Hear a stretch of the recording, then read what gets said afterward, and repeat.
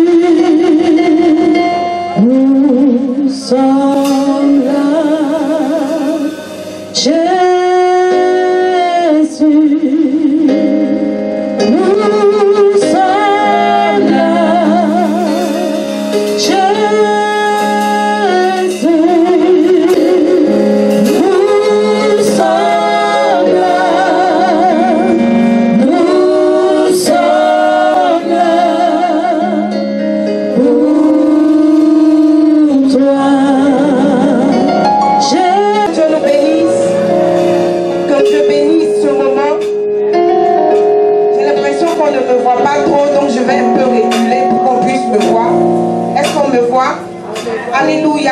Que Dieu vous bénisse. Je vais vous éviter les moments à vous disposer dans la présence de Dieu. Parce que ce matin, tu es en ce lieu pour rencontrer encore une fois le Seigneur. Et pour toi qui ne l'as pas encore rencontré, c'est un moment, c'est une plateforme que Dieu te donne de pouvoir véritablement le rencontrer. Et si tu es ici, c'est pour que tu sois simplement une mère en prière. C'est pour que quelque chose de nouveau te soit communiqué, maman. C'est pour que quelque chose de vrai, de pur, de saint te soit donné ce matin. Et je veux t'inviter, si tu n'étais pas encore disposé, à te disposer dans la présence du roi de gloire ce matin. Nous allons toutes nous tenir debout dans la présence du Seigneur parce que nous sommes devant le roi de gloire. Celui qui a fait le ciel et la terre ce matin. Alléluia. Et ce matin, je voudrais que nous puissions rendre grâce à Dieu pour ce que nous sommes là. Nous allons lui rendre grâce parce qu'il nous accorde un privilège. C'est un privilège pour nous femmes de pouvoir être dans la maison de Dieu en ce jour, d'être dans la présence de Dieu, pour entendre une parole de la part du Seigneur. Et pour cela, je veux lire un passage dans le livre du Psaume 34 à partir du verset 2. Et je lis, c'est David qui dit, mon âme, moi, je bénirai l'Éternel en tout temps. Sa louange sera toujours dans ma bouche. Alléluia. David dit, je bénirai l'Éternel. C'est David qui a dit, ce matin, c'est toi. C'est toi qui es là, maman. C'est toi qui es dans la présence de Dieu. C'est toi, mon frère, qui est là. Qui doit te mettre à la place de David et qui doit bénir Dieu ce matin. Alors nous allons nous disposer et nous allons commencer par rendre grâce à Dieu ce matin pour ce moment qui rend possible. Pour ce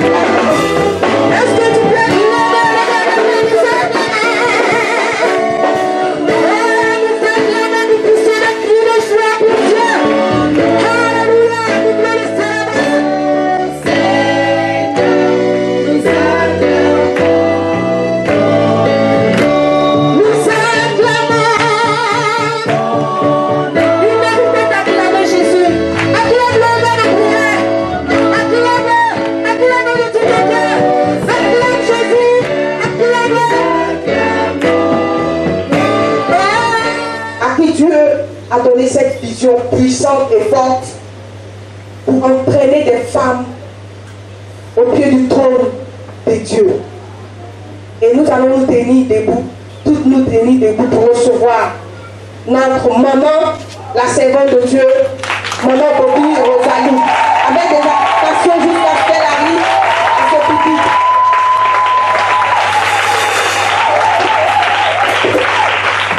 Alléluia. Alléluia. Mon cœur est dans la joie ce matin de vous voir ici. Alléluia.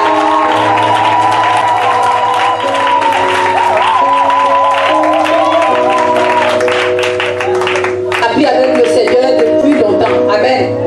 Et pour ce rendez-vous là, tu avais été convié, tu n'as pas manqué. C'est pour ça que mon cœur est dans la joie. Amen. Tu n'as pas laissé la pluie te distraire. Tu n'as pas laissé d'autres occupations te distraire.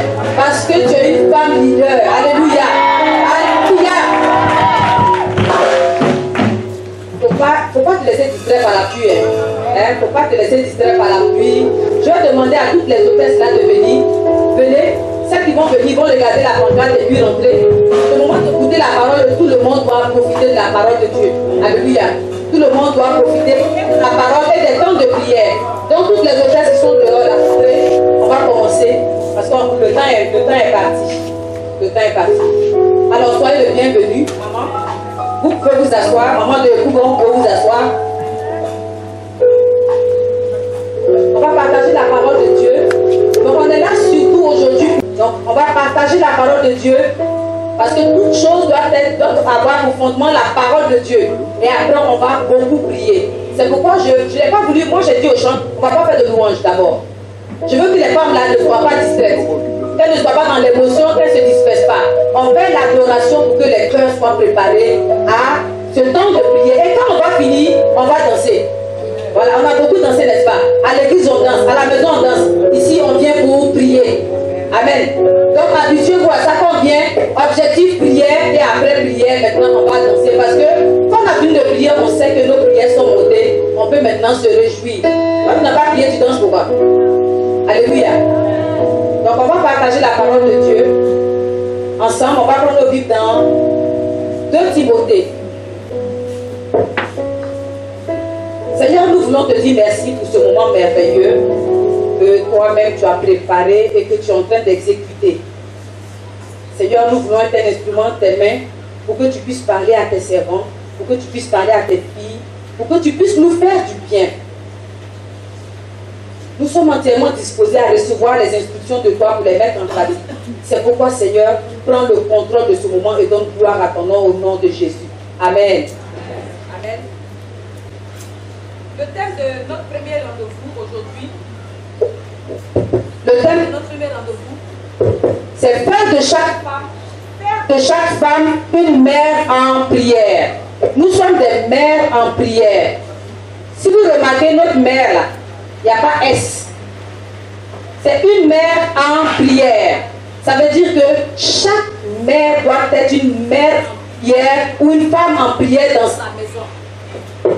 C'est pas que quand tu es en groupe ou bien tu es à l'église ou bien à la cellule que tu deviens une mère en prière. Mais notre premier objectif, c'est que chacune de vous soit une mère en prière dans sa maison. C'est ça l'objectif. Donc, Fondation Mère en prière concerne chaque femme individuellement. Parle de chaque maman individuellement. Parce que chaque maman a son challenge, chaque maman a son défi, chaque maman a ses difficultés, a ses montagnes. Les mères soient une mère en prière. Alors nous, on est parti sur 2 Timothée 2, verset 2. Je vais lire, excusez-moi, je cherche le passage. Il parle à son fils Timothée, il dit: et ce que tu as entendu de moi en présence de beaucoup de témoins, confie-le à des hommes fidèles qui soient capables de l'enseigner aussi à d'autres. Amen.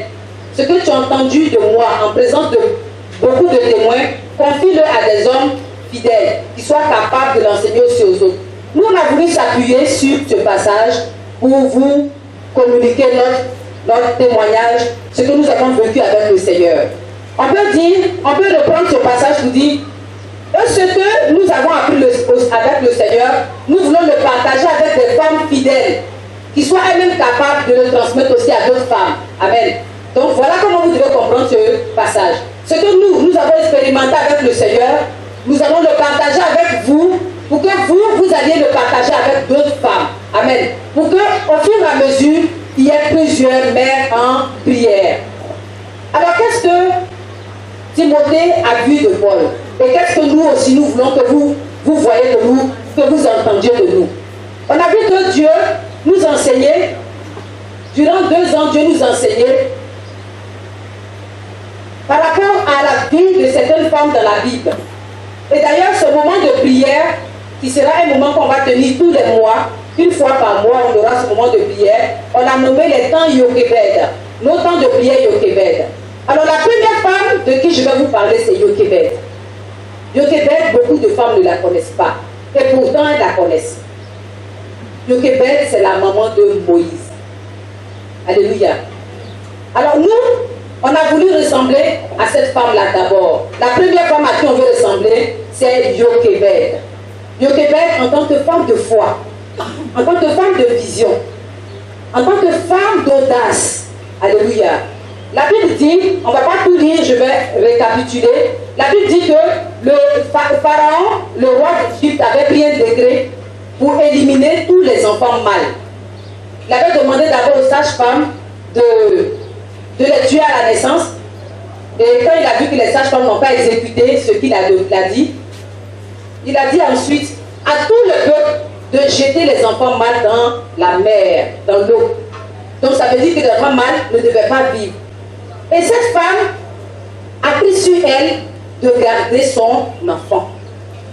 Il y avait plusieurs femmes en Égypte, mais si on parle de Yokebed, ça veut dire, si on nous parle de Yokebed, ça suppose que Yokebed a fait quelque chose d'héroïque.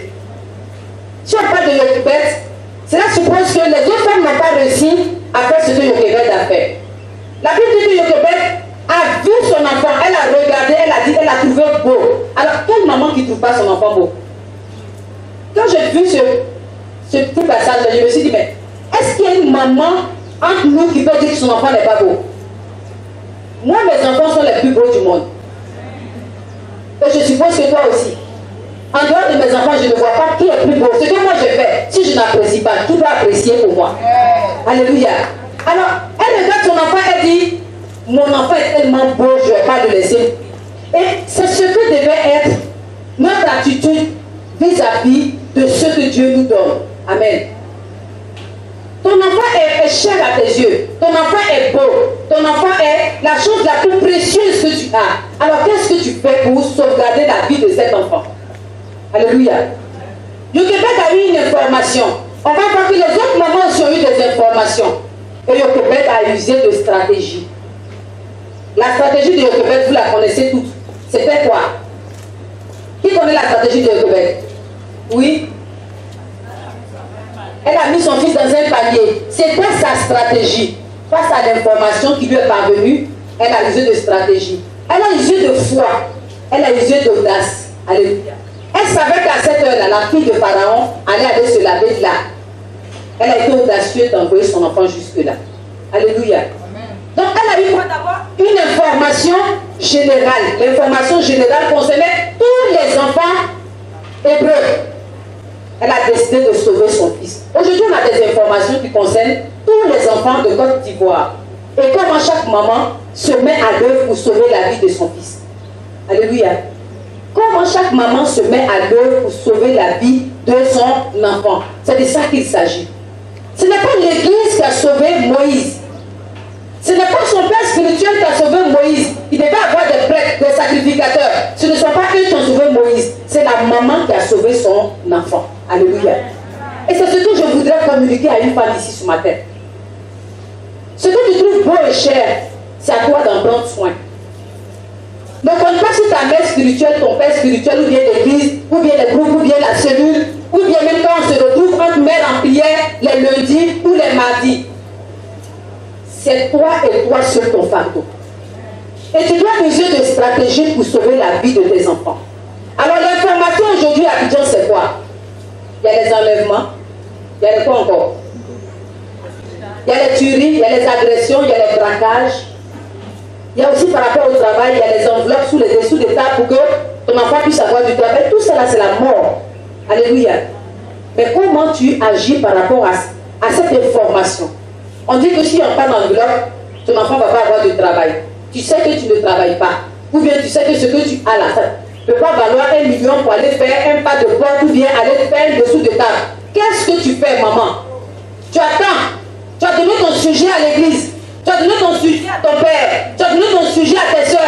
Et toi-même, tu n'utilises pas de stratégie et d'audace et de foi pour sauver la vie de ton enfant. Parce qu'en sauvant la vie de ton enfant, tu sauves ta propre vie. Alléluia. On va voir la deuxième femme. La deuxième femme, c'est Bersheba. Bersheba, on la voit dans un roi. On la voit dans un roi. Bersheba, c'est la maman de Salomon. Alléluia. La maman de Salomon. Alors Bersheba avait une information qui concernait son fils, mais que son fils n'avait pas. Vous voyez, on vient à l'information. Je veux que vous preniez les passages là, que vous les lisiez après. Bersheba se trouve dans un roi. Notez, vous allez lire après, parce que comme le temps est long, si pour chacune des femmes, on doit lire tous les passages, ça va être long. Donc je récapitule, vous raconte un peu l'histoire, mais j'aimerais que vous soyez des femmes qui, comme les chrétiens de Béret, après vont dans la Bible pour vérifier ce qu'on leur a dit. Après, ne dites pas que non, ce que la femme a dit, je n'ai pas bien compris. C'est dans la Bible, Bersheba. Alors, Bersheba, c'est la maman de Salomon, du roi Salomon. Le roi Salomon a dans le secret dit à la maman de Salomon, ton fils sera roi après moi. Alléluia. Salomon même ne le savait pas. La Bible ne dit pas que Salomon était au courant. La Bible ne dit pas que Salomon était au courant. Mais la maman avait l'information. L'enfant n'avait pas l'information. Moïse n'avait pas l'information que les enfants hébreux devaient mourir. Est-ce que Moïse avait l'information? Vous croyez que Moïse avait l'information? À quoi il était informé? Mais sa maman avait l'information. Ici, Bersheba avait l'information qui concerne la vie de son fils. Salomon avait plusieurs femmes, concubines. David plutôt avait 8. On dit qu'il avait 8 femmes. Mais parmi ces femmes, il a choisi une femme, il lui a donné un secret. Il lui a dit un secret à l'oreille. Ton fils va succéder, va me succéder quand je serai plus loin, quand je vais mourir. Alors, la maman avait l'information qui concernait son fils. Et il se trouve que le frère de Salomon, qui s'appelle Adonijah, se lève pour s'auto-proclamer roi. Alors, un prophète qui n'a pas associé, qui s'appelait Nathan, vient voir la maman pour lui donner une autre information. Vous voyez, information. Maman, je vais attirer votre attention sur l'information. Sur l'information qui concerne nos enfants. Je vais en arriver. Donc, je raconte l'histoire. Nathan vient informer la maman. Il dit, n'as-tu pas appris que Adonijah est en train de se faire introniser roi? Est-ce que c'est à Salomon qu'il a donné l'information? Dans la Bible, on dit ça à la maman qui est venue parler directement. Il n'a pas parlé à Salomon. Alors, qui a reçu l'information? La maman.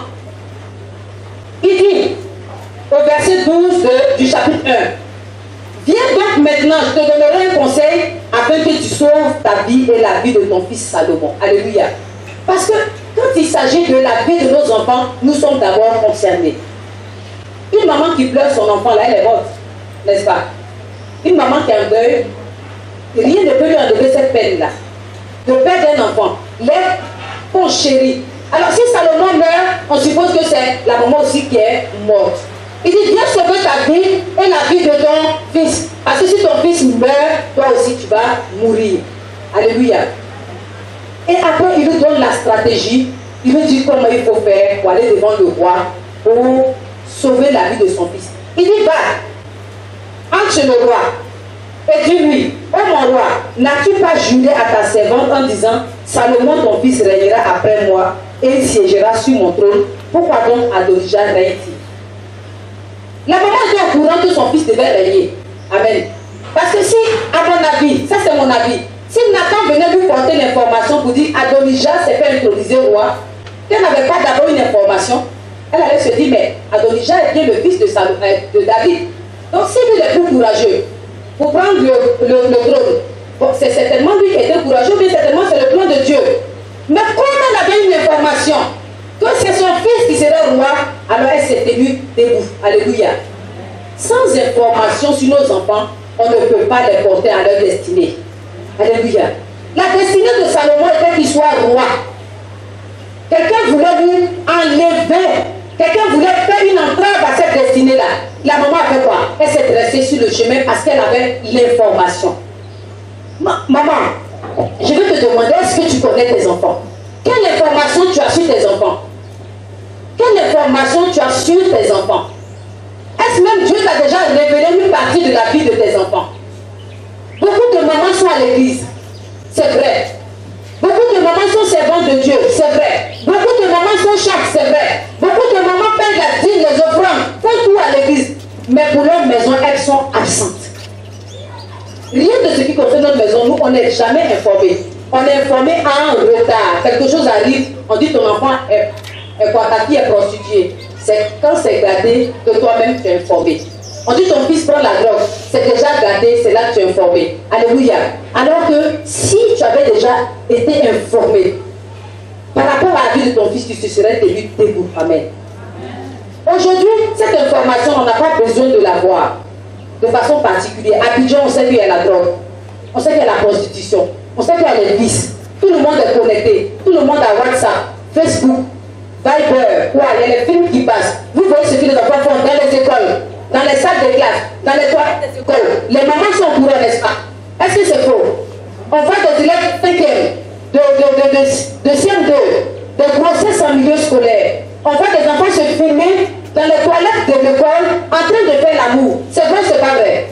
Alors, est-ce que tu vas attendre que ça arrive jusqu'à toi avant de te lever? Tu vas attendre qu'on dise que c'est ton enfant d'abord, avant de te lever. Mais quand ton enfant sort, tu sais ce qu'il fait là-bas. Peut-être que tu n'as pas encore vu son film. C'est pour ça que tu penses qu'il ne fait pas. Alors, maman, l'information est générale. Comme cette information qui est venue pour les enfants d'Israël qui concernait Moïse. La maman a voulu sauver la vie de son enfant. Elle s'est tenue debout. Alléluia. Pour Bathsheba, c'était une information personnelle qui concernait la vie de son fils. La destinée de son fils. Elle connaissait la destinée de son fils. Elle savait qu'il était appelé à la royauté. Est-ce que toi, tu connais la destinée de tes enfants? Est-ce que tu peux te tenir aujourd'hui pour dire, voici ce que Dieu m'a dit dans le secret par rapport à tel de mes enfants? Tu ne sais pas. Alors quand un événement arrive, toi, tu subis parce que tu penses que c'est normal. Alléluia. Alléluia. On va passer à la troisième maman que j'appelle Rebecca. Alléluia. Alors Rebecca, on la trouve dans Genèse 25. On la trouve dans Genèse 25. Et l'histoire de Rebecca commence à partir, celle dont je vais vous parler commence à partir du verset 19. La Bible dit, voici la postérité d'Isaac, fils d'Abraham. Abraham engendra Isaac. Il était âgé de 40 ans quand il prit pour femme Rebecca, fille de Pétuel l'araméen de Padam Aram, et sœur de Laban. Isaac implora l'Éternel pour sa femme, car elle était stérile, et l'Éternel l'exauça. Rebecca, sa femme, devint enceinte. Les enfants se heurtaient dans son sein, et elle dit, s'il en est ainsi, pourquoi suis-je enceinte? Et elle alla consulter l'Éternel. Alléluia, je vais m'arrêter là d'abord. La Bible dit que Isaac a imploré l'Éternel. Isaac allait supplier Dieu. Isaac a prié longtemps. Il a prié pour demander que sa femme soit féconde. Parce que ici, dans ce texte, la Bible dit que Isaac, il s'est marié à 40 ans et il a eu ses enfants à 60 ans. Donc, stérile par l'Éternel. Hein? Anne aussi. Pour Anne aussi. On a dit Anne qui avait été rendue stérile par l'Éternel. Alléluia. Donc, ce n'est pas forcément qu'il est l'ennemi qui nous rend stérile de quoi que ce soit. Je veux dire, stérile, ce n'est pas forcément enfant. On peut être stérile de projet. On peut être stérile en parole. On peut être stérile en beaucoup de choses. Ce n'est pas forcément l'ennemi qu'il faut accuser. Donc, Rebecca était stérile. Son mari a prié. Mais regardez ce qui m'a touché. La Bible dit que les enfants se heurtaient dans son sein. Et Isaac a prié. Mais Rebecca est allée consulter l'Éternel. Rebecca est allée consulter. Il y a la prière et il y a la consultation. La prière et la consultation. Les femmes de Yopougon, je vous ai passé. La prière et la consultation. Et j'ai pris l'exemple d'un instituteur. Devant qui l'élève vient. Il dit, monsieur, s'il vous plaît, est-ce que je peux avoir un bâtonnet de craie? Donc je prie mon maître de me donner un bâtonnet de craie. Est-ce que ça me rend intime avec le maître? Ça me rend respectueux du maître. Ça me rend enfant poli devant le maître. Mais est-ce que je suis... Le maître peut me donner comme ne pas me donner. Mais parce que j'ai été respectueux, il va me donner. Mais alors quand je vais dire, monsieur, s'il vous plaît, est-ce que je peux vous voir après le coup, je voudrais m'entretenir avec vous. Ça crée quoi? Ça crée un climat de confiance, un climat d'intimité. Et c'est ce que Rebecca a fait. La Bible dit qu'Isaac a imploré l'Éternel, mais Rebecca a consulté l'Éternel. Elle allait s'asseoir avec lui pour lui demander des choses qui concernaient les enfants dans son ventre. Il n'y avait pas échographie, il n'y avait pas radio. Alléluia. Mais Rebecca savait ce qu'elle avait dans son ventre. Et Isaac a eu des jumeaux, mais Rebecca savait qui étaient ces jumeaux-là. Isaac a prié pour des enfants, il a eu des enfants. Mais Rebecca, la maman, savait en détail qui étaient les enfants qu'elle portait dans son ventre. C'est pourquoi elle a pu placer Jacob par rapport à Isaac. Parce que ici, le Seigneur lui a dit, il y a 2 nations dans ton ventre. 2 nations. Donc le Seigneur ne lui a pas dit, il y a 2 enfants. 2 nations. Donc ça veut dire que ces enfants-là, leur destinée est énorme, est grande. 2 nations dans ton ventre, et le plus petit sera plus grand que son grand frère. Alors Rebecca avait déjà l'information qui concernait les enfants qu'elle portait. C'est pourquoi quand Isaac voulait bénir Ésaü, elle a placé vraiment sagement Jacob parce que Dieu lui avait déjà parlé. C'est Jacob qui devait recevoir la bénédiction. C'est pas normal que maman fasse la différence ces 2 enfants. On dit jumeaux de sucre, tu les as eu le même jour, les mêmes douleurs, les mêmes souffrances, tu as veillé pour les mêmes. Et que tu ferais une distinction entre les 2. Pourquoi? Pourquoi tu aimerais un plus que l'autre? La maman a posé l'acte parce que Dieu lui avait parlé de ses enfants. Alléluia. C'est pas qu'elle a posé, Dieu lui avait parlé de ses enfants. Elle savait qui Dieu avait choisi entre les 2. Et regardez la maman. La stratégie de la maman n'a pas été d'aller faire parler avec Isaac. Hein. Vous dites, mais toi tu es là, tu dis que tu pries, tu n'entends rien. Nous les mamans à qui Dieu parle souvent, je parle aux mamans à qui Dieu parle souvent dans leur maison. Donc à nous toutes, qui recevons, chaque fois on a reçu quelque chose, non, Dieu m'a dit, Dieu m'a dit, Dieu m'a dit. Dieu avait parlé à Rebecca. Mais Rebecca a usé de stratégie pour faire passer son information, pour faire passer son projet. Elle n'a pas dit à son mari, arrête ce que tu es en train de faire. Elle a entendu. Quand il parlait à Ésaü, est-ce que Jacob était là? Est-ce que Jacob était là? Dites-moi. Qui a eu l'information? Qui a eu l'information que le papa voulait relâcher une bénédiction sur ses enfants, sur son fils? C'est la maman. Est-ce que Jacob savait? Vous avez vu la place de la maman. Au moment opportun, elle n'était pas dispersée chez les voisines. Devant Télé Novelas, je suis concernée. Alléluia. Je suis concernée. Elle n'était pas devant Cinéfilm ou bien comment on appelle ça. Comment on appelle les films là. Nollywood. Elle était connectée de sorte que quand l'information est venue, elle a capté l'information et elle a fait ce qu'il fallait pour son enfant. Alléluia. Alléluia. Dites-moi, est-ce que c'est parce qu'elle aimait Jacob plus que Ésaü? Mais parce qu'elle connaissait la destinée de ses enfants. Elle connaissait la... Quelqu'un ici, comme je dis encore, peut-il me dire s'il connaît la destinée de ses enfants, maman? Et c'est pour ça que Dieu suscite mère en prière. Pour que les choses changent. Alléluia. Que nous soyons plus des femmes à la maison, mais que nous soyons des mamans leaders. Jochebed a fait Moïse, elle a fait Aaron, elle a fait Myriam, des leaders qui ont porté le peuple d'Israël. Alléluia.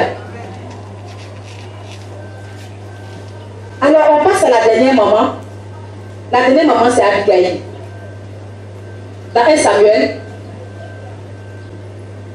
Samuel 25, là il ne s'agit pas d'enfants, il s'agit de mari. Parce que la vision que Dieu nous a donnée, c'est la maman dans sa maison. Dans sa maison. Donc tout ce qui concerne notre maison, nous sommes d'abord les premières concernées. Alléluia. Abigail, femme de Nabal. La Bible décrit Nabal comme un homme méchant. un homme insensé. David avait demandé un service à Nabal. Et Nabal a refusé alors que David trouvait que lui, il avait fait trop de bien à Nabal. Donc il a résolu de faire périr la maison de Nabal. Alléluia. Il a résolu de se venger de Nabal. Parce qu'il lui avait fait du bien et Nabal ne lui avait pas rendu ce bien-là. Nabal, on dit qu'il est méchant, il est mauvais, il est insensé. Mais Nabal avait une femme de valeur. Nabal avait une femme qui s'appelle Abigail. Une femme d'intercession. Une femme audacieuse aussi. Alléluia. La Bible dit que quand les serviteurs de David sont venus, Abigail ne les a pas vus. Est-ce que c'est normal que la maman de maison ne voit pas venir les gens qui entrent dans sa maison? Et pourtant, ça nous arrive dans plusieurs temps, ça nous est arrivé de ne pas voir les gens arriver dans nos maisons. Abigail n'a pas vu les gens arriver à la maison. Elle n'a pas vu Nabal parler avec les gens. Et les gens sont repartis faire le compte rendu à David. David s'est levé et dit, je vais faire périr Nabal et toute sa maison. Dieu merci. Un serviteur de Nabal est venu porter l'information à Abigail. Vous dites, voici ce qui nous guette. Il dit, David a envoyé un de ses serviteurs, a envoyé des serviteurs que Nabal a rudoyés. Il est tellement méchant qu'on ne peut pas lui parler. Si tu ne fais pas quelque chose, on va tous mourir. Alléluia. Et Abigail s'est levée pour sa maison. Regardez ce qu'elle dit. Je veux que tu prennes ça pour toi. Parce que ce qui arrive dans ta maison, ça dépend de toi. Te concerne toi d'abord, avant de concerner et ton mari et tes enfants. Au verset 24, Abigail dit, puis se jetant au pied de David qu'elle avait rencontré, elle dit, à moi la faute, mon Seigneur. Alléluia. C'est ma faute. Tu n'avais pas dû venir plutôt. Tes envoyés là, c'est ma faute. Ce n'est pas la faute de Nabal. Ce n'est pas la faute des gens qui travaillent dans ma maison. Un problème arrivé dans ma maison, c'est ma faute en tant que maman. C'est ma faute en tant que veilleuse. C'est ma faute en tant qu'intercessrice. C'est ma faute. C'est ma faute en tant que servante de Dieu. Ce n'est pas la faute de mon mari. Elle dit que mon Seigneur ne prenne pas garde à ce méchant homme, à Nabal, car il est comme son nom, Nabal est son nom. Et il est chez lui, et il y a chez lui de la folie. Et moi, ta servante, je n'ai pas vu Seigneur et ses envoyés. Ça veut dire quoi? C'était elle qui était responsable de ce qui se passait dans sa maison. Maman, je veux dire que tu es responsable de ce qui se passe dans ta maison. À partir d'aujourd'hui, en partant d'ici, dis-toi que le Seigneur t'a dit, tu es responsable de ce qui se passe dans ta maison. Ce qui concerne tes enfants, ce qui concerne ton foyer, ton mari. Tout ce qui se passe dans ta maison te concerne toi d'abord. Regardez ce que David a dit. David a dit à Abigail. David a dit à Abigail au verset 32, vous prenez 1 Samuel 25, je veux que vous lisiez du verset 1 au verset 35. Au verset 32, David dit à Abigail, béni soit l'Éternel, le Dieu d'Israël, qui t'envoie aujourd'hui à ma rencontre. Béni soit ton bon sang et béni sois-tu pour toi qui m'as empêché en ce jour de répandre le sang et qui a retenu ma main. Mais l'Éternel, le Dieu d'Israël, qui m'a empêché de te faire du mal, est vivant. Si tu ne t'étais pas hâté de venir au-devant de moi, il ne serait resté qui que ce soit à Nabal d'ici la lumière du matin. Il ne serait resté qui que ce soit, y compris elle-même. Alléluia, c'est sa femme. Qui que ce soit là, elle, son mari, elle, leurs enfants, leurs serviteurs, leurs brebis, leurs ânes, leurs troupeaux. Il ne serait rien resté de Nabal. Alléluia. Si tu n'avais pas intervenu, si tu ne t'étais pas levé, si tu n'avais pas fait ce qu'il fallait faire, maman, rien de ce qui concerne ta maison ne serait resté. Alléluia. Ça nous interpelle, n'est-ce pas? Ça nous interpelle. Longtemps on a dormi. On a toutes des femmes hébreux. Hein. Qui est-ce qui ne connaît pas Jésus? Qui n'a pas accepté le Seigneur au milieu de nous? Peut-être quelqu'un a été invité, n'a pas encore accepté Jésus au milieu de nous. Est-ce qu'il y en a? Est-ce qu'il y en a? Parce que je vois les femmes de force, Matori, je vois Mère en prière de Bougon, je vois au fond, peut-être mes enfants inviter leurs amis. Qui est-ce qui n'a pas accepté Jésus? Alors nous avons le même héritage que les Hébreux. Amen. Nous sommes aussi enfants du roi des rois. Leur héritage là, c'est aussi pour nous. Jésus-Christ de Nazareth, c'est pour nous. Les conseils là, c'est pour nous. Tout ce que ces femmes ont fait, nous, on doit se l'approprier. Ces femmes-là avaient le Seigneur. Leurs amis aussi avaient le Seigneur. Elles vivaient dans des villes, dans des villages, au milieu de leur famille, où il y avait des femmes qui avaient des enfants. Mais est-ce qu'on a parlé des autres? Les autres, certainement, ont laissé passer leur chance. Les autres, certainement, ont laissé passer des occasions. Regarde la maman de Moïse.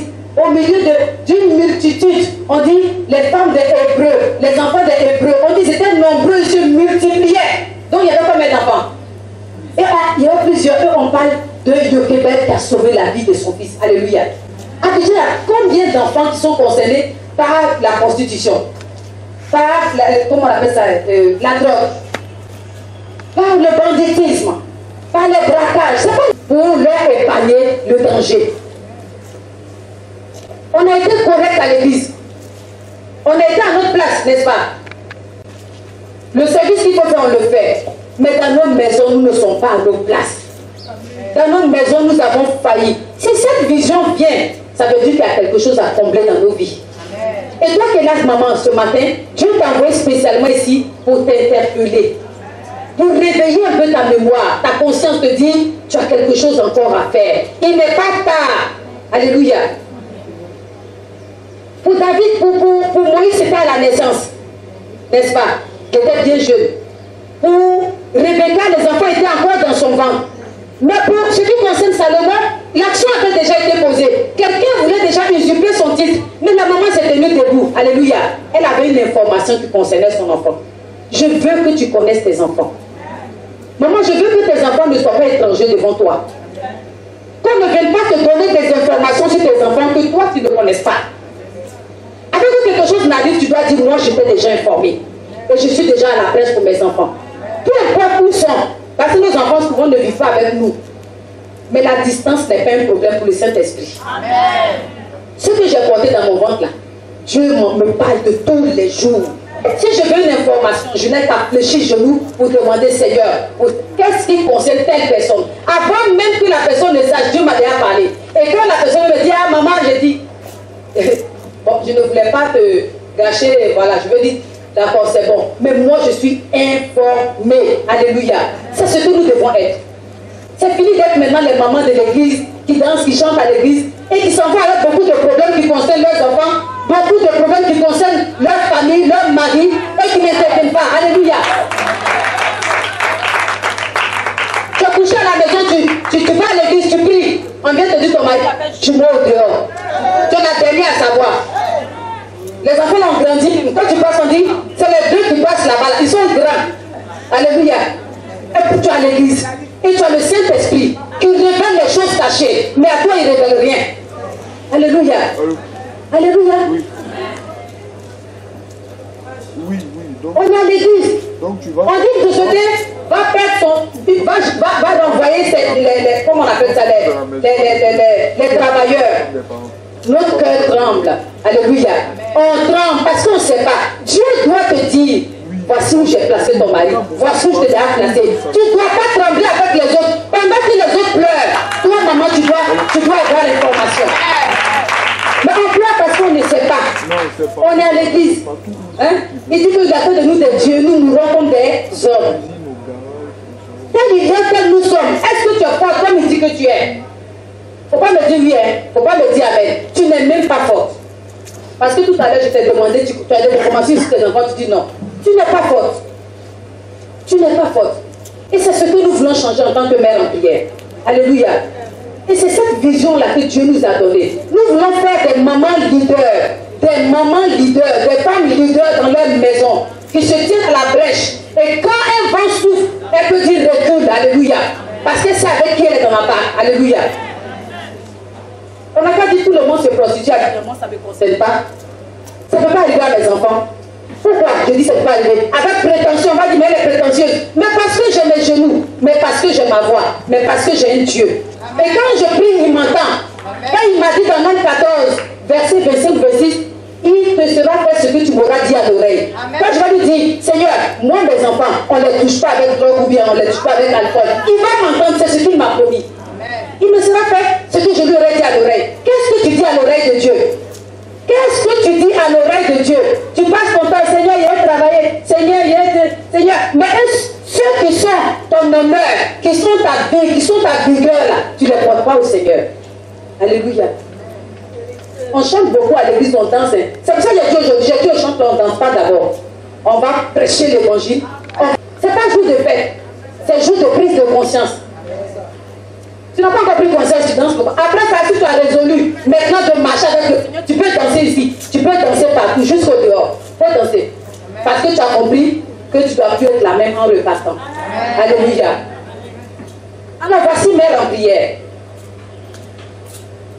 Ça fait 2 ans qu'on est en prière pour ces moments-là. Vous pouvez demander aux mamans qui sont là. 2 ans de fidélité dans la présence de Dieu toutes les semaines. Tous les mardis, 18h30, toutes ces mamans-là sont là. Pour prier, pour être des mères en prière. Et on a expérimenté, nous aussi on veut le partager avec vous. Pour que vous soyez aussi des mères en prière. Amen. On a dit, encore vu, est-ce que tu as vu le message? Non. Sache que quand il y a rendez-vous, aujourd'hui on va prendre vos numéros, on va prendre vos numéros, les adresses, email, tout ça. Et on va vous contacter pour vous dire, tel jour on a prié, maman, cours pour venir. Alléluia. Parce que quand la vision, il donne la provision. Il a donné l'onction qui va avec cette vision-là. Pour que dans notre maison, des mamans de leaders, alléluia, qu'on puisse entendre parler de nos enfants. On a parlé de Moïse, on doit entendre parler de mes enfants. Désormais, là, on ne va plus dire que l'enfant de Madame Bobby, on va dire que c'est la maman de... Alléluia. Qui se reconnaît peut acclamer. Voici mes enfants au fond là-bas acclamer. Désormais, on va dire, voici la maman de... Alléluia. Parce que c'est le leader, là. Hein, on oublie le nom de ses parents. C'est son nom maintenant qui est vécu. Alléluia. C'est ce que nous voulons être. Yokebet, vous connaissez son nom. Ce matin, il y en a qui connaissent Yokebet parce qu'elles sont mères en prière. Mais parmi vous, qui connaissez Yokebet? Vous voyez? Mais on dit la maman de Moïse. Donc la maman de Moïse. Moïse maintenant c'est le nom que porte Yokebet. Elle est la maman d'un leader. Nous aussi on veut faire des leaders. On veut avoir des maris leaders. On veut voir des... On veut avoir les informations qui concernent nos maisons et travailler avec stratégie pour pouvoir mettre nos maisons au large. Alléluia. Voilà le message que j'avais pour vous ce matin. Alléluia. Voilà le message que j'avais pour vous ce matin. C'est le top départ, hein, maman. Aujourd'hui, on aura à manger, mais les autres jours, on n'aura pas à manger. Mais il faut qu'on soit là. La dirigeante a dit, l'homme ne vivra pas seulement de pain, mais de toute parole qui sort de la bouche de... Donc aujourd'hui, on est tellement contents. C'est notre sortie officielle. Donc on va manger ensemble. Mais les autres jours, il va manger là. Il faut venir, maman. Parce que moi, je vais prendre ton numéro, je vais t'appeler. Je vais t'appeler. Il faut que tu sois là. Parce qu'il y a des défis à relever, il y a des challenges à relever. Que Dieu nous bénisse. Que Dieu nous bénisse.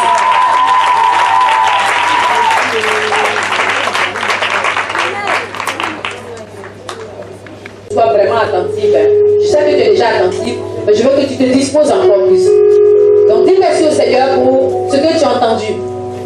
Il nous a donné l'exemple de Yokebet, il nous a donné l'exemple de Bersheba, il nous a donné l'exemple de Rebecca, il nous a donné l'exemple de Abigail. Ce sont des femmes comme toi et moi, des femmes comme toi et moi qui ont eu une information qui concerne leur maison et qui se sont tenues à la brèche avec stratégie pour mettre leur maison au large. Alors, dis merci au Seigneur. Dis merci au Seigneur qui a conduit tes pas en ce lieu pour te donner d'être réveillé. Le Seigneur voyait que certainement ta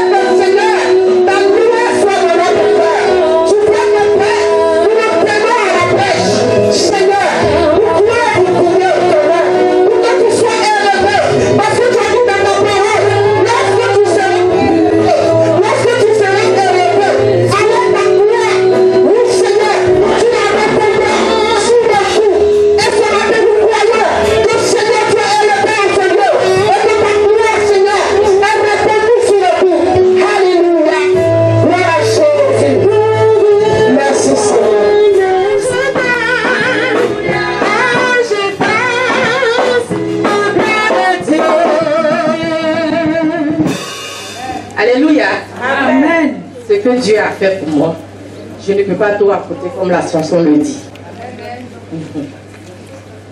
Dieu a fait de grandes choses pour nous. Nous venons de toute confession. Moi, je suis catholique. Donc, c'est pour dire que mère en prière, ce n'est pas une église. En 2005, j'étais enceinte d'une grossesse que j'avais désirée. Et malheureusement, j'ai perdu cette grossesse. À 6 mois, j'ai rompu la poche des os. Pour les femmes qui ont déjà fait un enfant, elles savent ce que rompre la poche des os à 6 mois. Parce que la poche des os, on rompt lorsqu'on est à terre. Et moi, à 6 mois, j'ai perdu cette grossesse.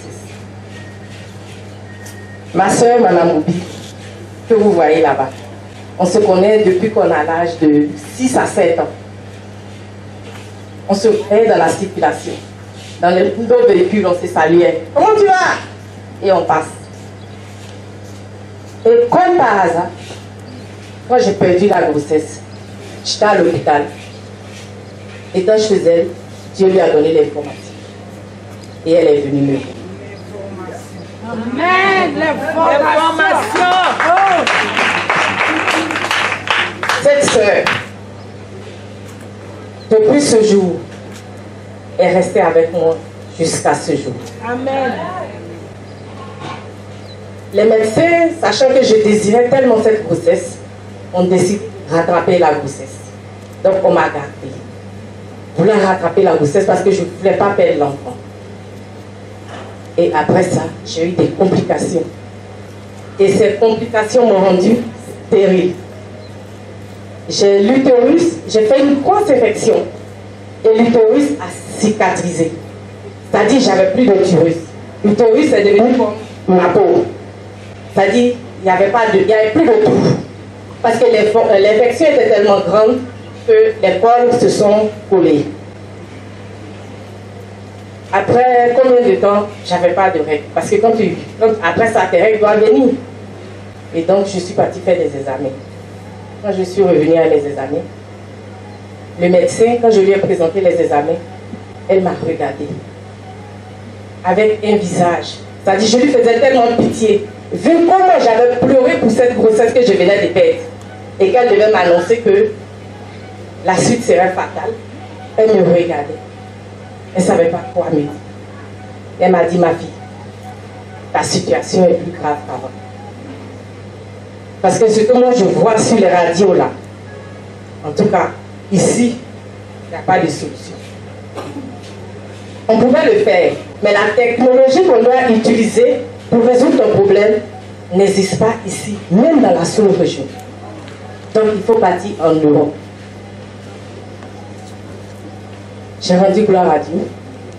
J'ai pris mon examen. Je suis partie. J'ai appelé ma soeur. Je lui ai fait le point de la situation. Elle m'a dit, tu es dans. Les médecins ont dit, Dieu n'a pas encore dit. Amen. Et elle est venue. Elle est restée avec moi, me consoler pendant tout ce temps. Et après, on m'a recommandé un médecin. Je vous dis bien 2005. Et quand j'ai eu le visa pour partir, pendant ce temps, elle aussi, elle a demandé qu'on choisisse un jour pour implorer le Seigneur. Donc on a choisi les dimanches 17h. J'ai dit 2005, dimanche 17h. Ce n'est pas un dimanche par mois. Tous les dimanches à 17h. Et on avait une autre amie, Mme Pelina, qui n'est pas là. Elle aussi, qui avait aussi un problème. Donc, on s'est mis ensemble. Elle n'avait pas de règles. Et en plus, elle a défié une de ses tantes, on dit qu'elle est sorcière, qui lui a dit, tu n'enfanteras pas. Donc, elle n'avait pas de règles. Donc, on s'est mis ensemble à 3. Chaque dimanche, 17h. Soit c'est chez moi, soit c'est chez Mme Moubi, soit c'est chez Olga. Et on partait implorer le Seigneur. On avait un sujet. Un seul sujet. tous les dimanches à 17h. Pendant ce temps, je partais aussi pour aller voir mon médecin en Europe.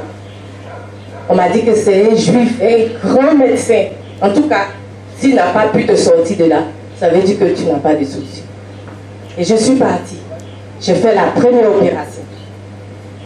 Entendez-vous bien, quand je m'en vais faire l'opération, je dois repartir pour aller faire voir l'opération. Ça veut dire que je prends l'avion, je m'en vais. 2 mois après, je repars. Ou bien 3 mois après, je repars. La première fois, je suis partie.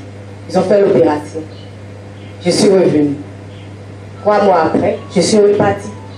On m'était stérilé. Je suis partie et ils ont enlevé le stérilet. Toute contente, je suis revenue. Ah, le médecin m'a opéré, mon fils. Le mois qui a suivi, j'ai eu mes règles. L'autre mois, plus de règles. Les règles ont encore disparu. Je suis partie faire les examens. On me dit la synéchie s'est réunie en place comme si on t'a jamais opéré. Donc, il fallait encore repartir. 2006, je suis repartie. Et par la grâce de Dieu, quand je rentrais en ambassade, l'ambassade me donnait toujours 1 an de visa. Donc 2005, 2006, c'est pour vous dire, c'est la même chose. Hein. Et pendant ce temps, tous les dimanches à 17h, on partait à notre rendez-vous pour prier le Seigneur, pour implorer le Seigneur.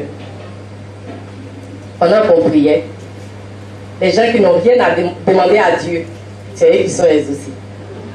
Madame Bobby qui n'attendait même pas une grossesse enceinte. Elle-même, elle est gênée, elle est embêtée. Mais je suis tellement contente. Je disais que, comme elle a 3 filles, donc je disais que c'est le garçon qui vient. Donc c'est moi qui ai pris, c'est moi qui ai prescrit son échographie. Et on est parti. Le médecin m'a dit, où est l'échographie de la femme? Je dis, il n'y a pas d'échographie. Il faut faire, on va voir le sexe. Et on a fait l'échographie. Quand le médecin a mis comme ça, il dit c'est un garçon, on a crié, wow. Il a dit, descends, allons-y, l'échographie. Le médecin dit, ah, attendez, je vais interpréter. J'ai dit, il n'y a pas d'interprétation. Ma chère, allons-y. Donc, Dieu l'a béni pendant que nous, on priait. On a continué. 2005, 2006, 2005, 2006, 2007, 2008, 2009, 2010, 2011. Ça veut dire que le problème continue. Je m'en vais en France, je reviens, je m'en vais, je reviens. Opération, sur opération. J'ai fait plus de 7 opérations. 2011, quand je suis revenue, je suis repartie. Quand je suis arrivée là-bas, le problème s'est aggravé. Le stérilet qu'on m'a mis là, s'est perdu dans ma chair. C'est-à-dire ma chair a poussé jusqu'à ça, fermer tout le stérilet. Donc, quand on fait les radios, on ne voyait pas le stérilet au début. Et je l'ai appelé. J'étais en pleurs. Oh, le problème est devenu plus grave par contre. Elle dit, il n'y a rien qui est plus grave que Dieu n'a pas la solution. D'accord. Donc, le médecin m'a demandé, madame, vous vous êtes fait enlever le stérilet? Je lui ai dit, je n'ai pas enlevé. Si, comme j'avais vu un médecin en Côte d'Ivoire ici qui m'avait consulté, peut-être que j'allais me dire, peut-être à la consultation, il a enlevé le stérilet. Mais je n'avais pas consulté de médecin ici. Donc, je savais que le stérilet était là. On dit, mais on ne voit pas le stérilet. On m'a fait passer d'hôpital en hôpital. Jusqu'à ce qu'on sorte une machine qui venait de sortir, qui n'a même pas encore fait des examens. Au laser, c'est comme ça ils ont fait les examens. Ils ont retrouvé le stérilet qui était rentré dans ma chair. Et la chair avait poussé sur le stérilet. Donc il fallait opérer maintenant, ce n'est plus pour la synéchie, hein, parce que le stérilet maintenant partait percer mes ovaires. Et donc, on devait m'opérer. Je suis partie en salle opératoire.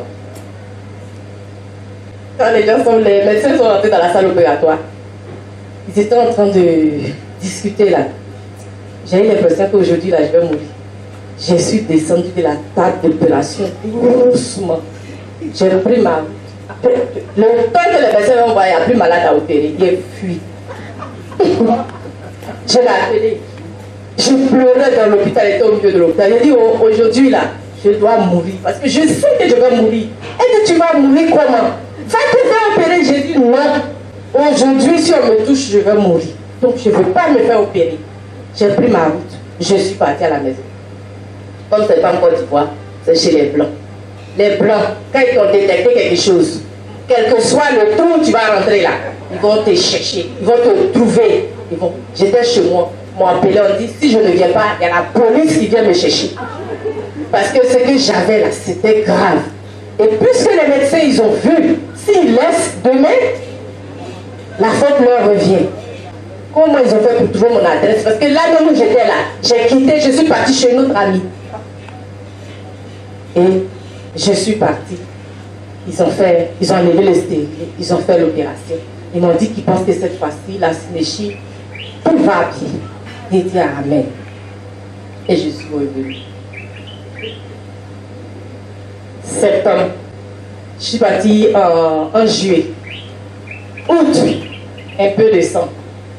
Septembre, plus de sang. Ah Seigneur, je suis fatiguée. Donc je vais repartir pour aller faire opération encore. Dimanche, 17h, on est dessus. On prie. On implore le Seigneur. Seigneur, aie pitié. Seigneur, aie pitié. C'est qu'il n'avait pas de rêve. Donc elle aussi, Dieu a exaucé sa prière. Et aujourd'hui où je vous parle, elle a eu 4 enfants. Donc, je suis la dernière. Mais on persévère, on prie et on croit. Je devais repartir. Je vais à l'ambassade. On me refuse le visa. En 2011, on me refuse le visa. La personne qui me donnait les papiers pour que je rentre à l'ambassade, j'essaie de rentrer en contact avec la personne. Je n'ai plus le contact de la personne. Donc, je n'ai plus de visa. Je ne peux plus aller en France pour aller me faire opérer. Donc, déclaré stérile, c'est fini. Vous n'allez pas mettre une chanson.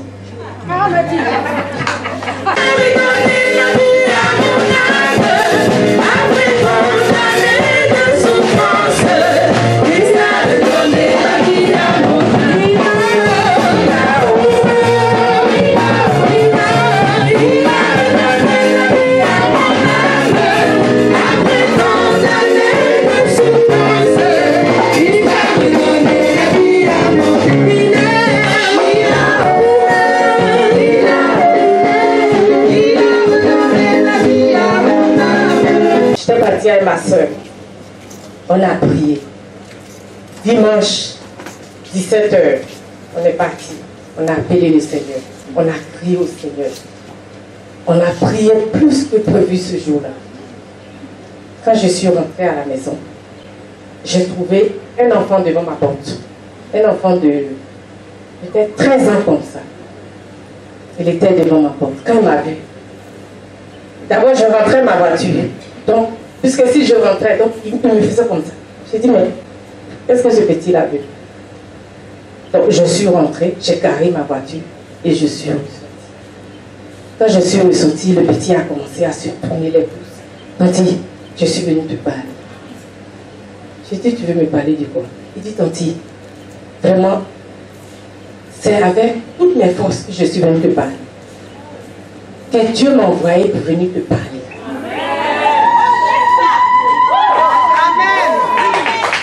Dieu t'a envoyé pour venir me parler. Il dit oui. Que depuis 2 mois, je n'arrive pas à dormir chez moi. Il me donne le message. Je me dis, mais quand je vais me lever pour aller chez la femme, je ne connais pas. Je vais arriver là-bas. Comment la femme va me recevoir? Et puis, pourquoi la femme va me croire? Et puis, est-ce que c'est Dieu vraiment qui m'envoie? Donc, le petit dit, il était emmerdé. Donc, disait Tanti, Dieu m'a dit de venir te dire. L'enfant que tu cherches là, t'a déjà exaucé.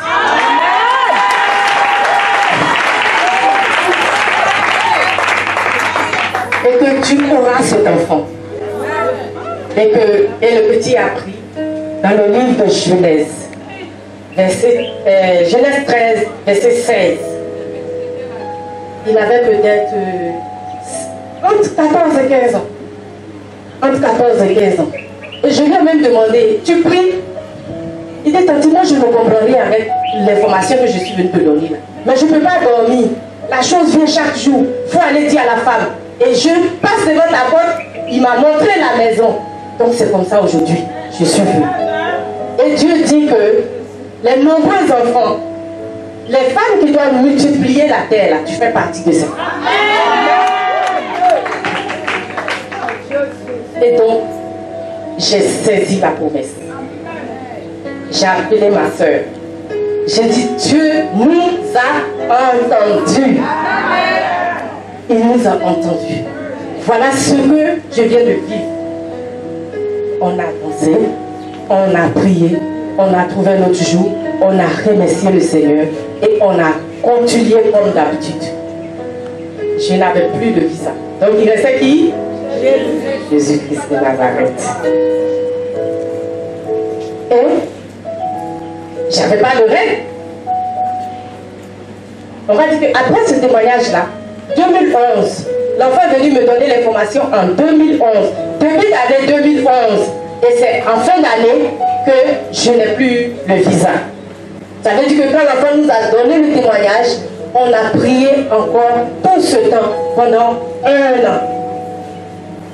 On a saisi le témoignage, le message de l'enfant, la promesse de Dieu. Et en décembre, on m'a refusé le visa. En février, j'étais là. Je me sentais un peu bizarre. J'ai dit, mais qu'est-ce que j'ai? J'ai le vertige. Matin, quand je me brosse, je vomis.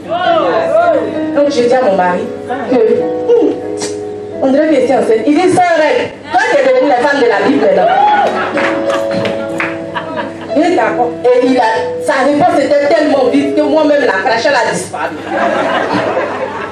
J'ai dit, ah, sans règle. Effectivement. Mais je sentais que mon corps changeait. Donc, je suis partie faire le test de grossesse. Je regarde, je suis enceinte.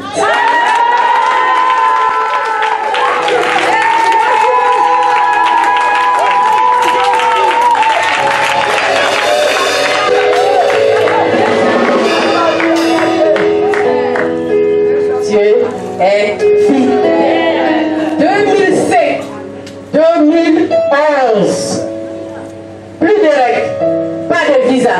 La personne par qui je passais par le visa, j'avais plus ce contact. Ça veut dire que Dieu, quand il veut se glorifier, il ne laisse pas quelqu'un se mettre dans ça.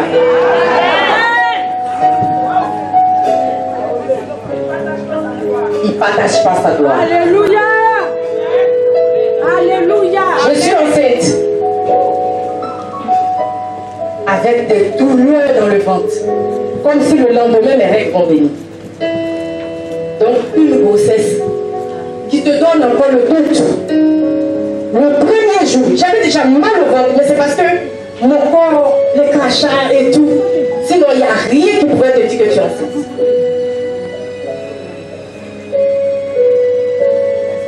Donc, ma soeur le monde, dimanche, 17h, on a continué à toi, à prier. Et on a choisi une chanson. Vivre avec Jésus, il est devenu ami. C'était notre nouvelle chanson. Parce que maintenant, on a compris que Dieu était devenu notre ami. Donc quand on arrivait, maintenant pour aller prier, on commandait des plats. Quand Mme Bobby doit venir, elle dit qu'elle ne vient pas comme ça. S'il n'y a pas du steak à manger, s'il n'y a pas quelque chose de spécial, en tout cas, elle ne sera pas là. Donc il faut préparer le steak.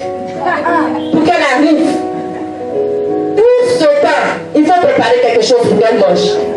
Et c'est elle qui commande. Et dans la joie, on préparait. On était contents. Dimanche 17h, on continuait de prier. une grossesse difficile. Pour dire que si ce n'était pas Dieu qui m'avait donné cette grossesse, jamais cette grossesse ne pouvait rester. Pour vous dire que quand Dieu vous donne, il vous a donné. Amen. Tout à l'heure, quand la sœur passait le message ici, elle a dit, quand il dit, il fait. Donc, doit vous dire. Parce qu'une fois que Dieu vous dit, Dieu il fait. Amen. Lorsque Dieu nous a dit, on s'est attaché à cette promesse, dans la confiance, la grossesse. J'étais malade, à l'hôpital, dans les difficultés. Donc c'est elle maintenant qui venait chaque jour maintenant. Elle s'est déplacée, elle était à la maison. Dimanche, 17h, plus d'autres jours. Maintenant il fallait plus de prières pour protéger la grossesse. Pendant ma grossesse, les gens venaient. Tiens cette côte, tu vas attacher. Pour ne pas que la grossesse tombe. Ça c'est une grossesse. De toute façon, ça y est là, ça ne pourra pas tenir. J'ai dit, vous êtes vécus. Pas de compte. C'est Dieu qui m'a donné cette grossesse. Si la grossesse ne reste pas, ça veut dire que ce n'est pas Dieu qui m'a donné. Pas de compte. Juste quand il y a quelqu'un qui est venu me dire, va donner pétard à la mosquée. Vous avez vu le plan du diable. Parce que si je faisais ça, Dieu, il ne peut pas mélanger sa gloire avec le diable. Donc cette grossesse n'allait pas arriver. J'ai regardé la personne, je dis, tu ne connais pas Dieu. Moi, ma grossesse, c'est Dieu qui m'a donné. À 7 mois, quand je suis rentrée dans le 7e mois, j'étais couchée. Je suis restée sur le lit, raide. Je ne pouvais plus bouger. J'étais en train de mourir. Et ce jour-là, mon mari était sorti. Il a franchi la porte de la maison. Il a ouvert la porte comme ça. Quand il est passé, au moment où il rentrait dans la douche, la crise m'a pris net, couché sur le lit. Il est parti dans la douche, il est revenu, il m'a trouvé, il m'appelle. Nicole, Nicole, Nicole. Je ne veux plus parler. Et ta tête bleue, ta tête. Ramassait tout ce qu'il y avait, mes soeurs étaient là. J'ai une soeur même qui était dans les toilettes. Quand on l'appelait là, elle a pissé sur elle. Elle ne pouvait même pas. Elle dit, qu'est-ce qui se passe encore? Et pourquoi il ne t'a pas dit que ta grossesse, c'est Dieu qui lui a donné? Parce que mes soeurs là, c'est pas tout qui croient. C'est elles qui sont ramassées les trucs pour venir me dire, fais ça, fais ça. Quand c'est pour dire, on t'a dit, quand tu ne vas pas écouter. Voilà. Dieu, Dieu, Dieu, Dieu. Voilà. Et je suis partie à l'hôpital. Pendant que je partais, je dis à mon mari, un moment, j'arrivais à parler, je lui ai dit, appelle Madame Bobi. Il a appelé Madame Bobi. Avant que je n'arrive à l'hôpital, elle était déjà à l'hôpital. On a commencé à prier. Prier. Ils sont partis, ils ont fait les examens. Ils ont fait les examens, ils sont revenus. On dit, l'enfant ne va pas vivre. Vital de l'enfant, nul. Et moi, mon pronostic vital engagé. C'est le français des médecins. Parce que c'est là-bas que j'ai entendu tout ça. Donc je devais aller faire un scanner. Ils disent que le scanner là, si je fais, l'enfant devient aveugle. Donc mes parents devaient choisir entre moi, parce qu'ils savent que l'enfant ne va pas vivre. Donc si moi je veux persister dans ça, c'est mon problème. De signer le papier. Ma grand soeur ne voulait pas signer. Je dis signe le papier, on va lui faire du scanner. Mon enfant ne sera pas aveugle. Amen. Madame Bobi était à l'angle. Quand j'étais dans la salle, elle est rentrée. Elle m'a dit, les gens ne pouvaient pas rentrer, elle est venue, elle dit, elle doit rentrer. Elle est rentrée. Elle m'a dit, tu crois que c'est Dieu qui t'a donné cet enfant? Je dis oui. Tu crois que Dieu va te faire sortir d'ici? Je dis, je crois. Elle dit, donc tu restes dans ça jusqu'à la fin. On est parti, on a fait le scanner. On m'envoie au bloc opératoire. L'ami de mon mari, c'était lui qui était mon médecin. Quand il est parti chez lui, sa femme lui a demandé, qu'est-ce que tu penses? Il dit, on ne pourra pas la rattraper. Avec les résultats que j'ai vus, on ne pourra pas la rattraper. C'est Dieu seul qui peut la sauver. Pour dire que les médecins ont fini. Et donc, ils ont envoyé un pasteur. Depuis qu'on opère quelqu'un, on ne vient pas dans l'opération. Le pasteur est venu me voir. Il m'a dit, tu crois que Dieu peut te sauver? J'ai dit, pasteur, sois en paix. Moi, je sors d'ici, moi, vivant avec mon enfant. Parce que Dieu m'a dit qu'il va me donner un enfant.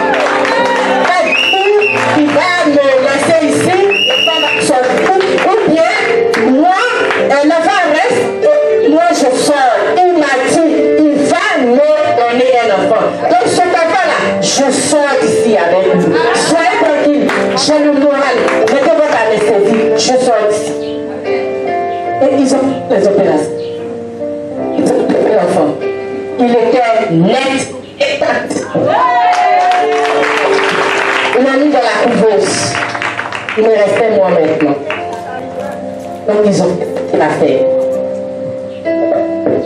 Pendant ce temps, ma soeur était à côté. Elle priait.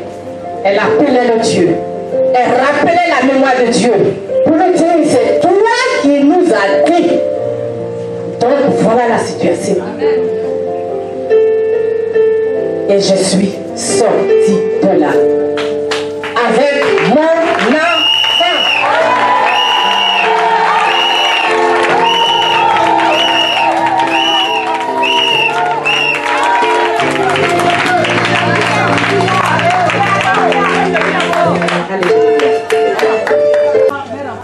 Je voulais juste vous dire, à travers ce message, que lorsque vous posez, lorsque vous demandez quelque chose à Dieu, priez jusqu'à ce que Dieu vous entende.